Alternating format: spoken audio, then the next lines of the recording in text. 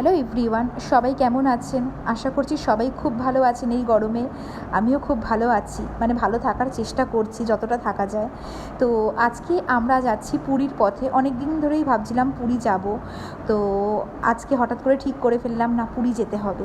এখন বাজে ঘড়িতে রাত 8:30। তো আমাদের ট্রেন আছে হাওড়া স্টেশন থেকে রাত 10টা 40-এ, পুরী সুপারফাস্ট এক্সপ্রেস।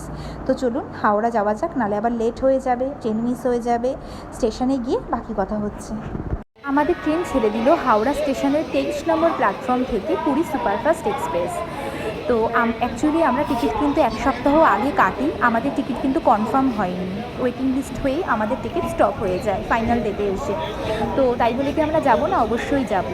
জয় জগন্নাথের নাম নিয়ে ঘর থেকে যখন বেরিয়ে পড়েছি জানি যাওয়া ঠিক হবেই। প্রথমে ভাবলাম একবার জেনারেল কম্পার্টমেন্টে 6-7 ঘন্টার তো রাস্তা, ঠিক চলে যেতে পারবো। কিন্তু জেনারেলের কম্পার্টমেন্টের যে অবস্থা ছিল ওখানে কিন্তু আমরা যাইনি।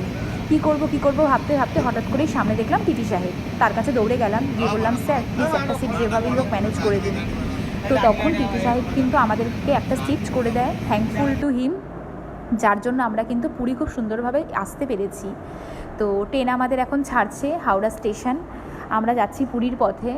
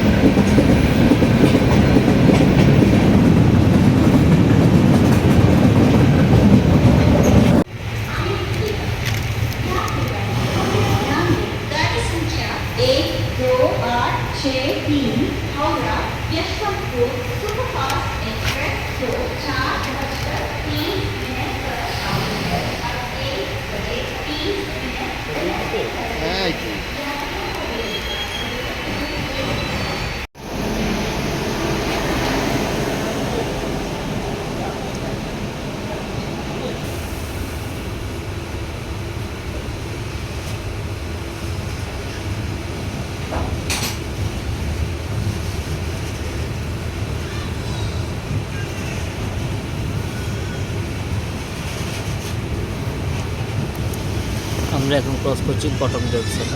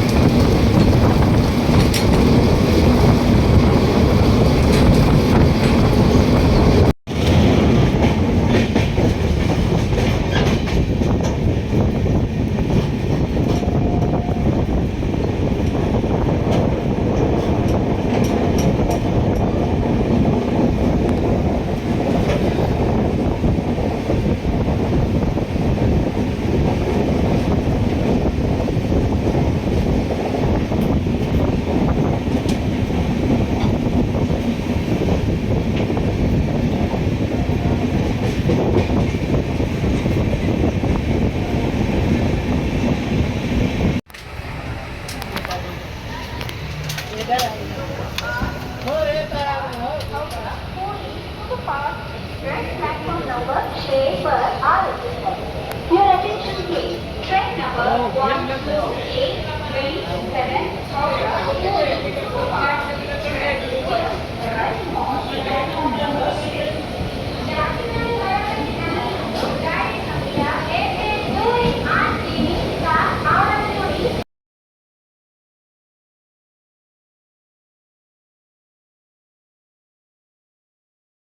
Good morning everyone. আমরা চলে এলাম পুরীতে অবশেষে। এই দেখুন পুরীর সুন্দর সমুদ্র। পুরীতে সত্যি কথা বলতে আসার পর সমুদ্রের দিকে তাকালে মনটা জানি না কেন শান্তি হয়ে যায়। আমরা এত জায়গায় এত ঘুরি, কোনো জায়গায় যখন আমরা আসি না, যখন আমরা ফেরত চলে যাই মনটা এতটা খারাপ হয় না। বাট আমি যতবার পুরীতে এসেছি এই নিয়ে আমি 6বার পুরী এলাম, কখনো ভিডিও করিনি, এই প্রথমবার ভিডিও বানাচ্ছি, আপনাদের সকলের সাথে সব কিছু শেয়ার করছি।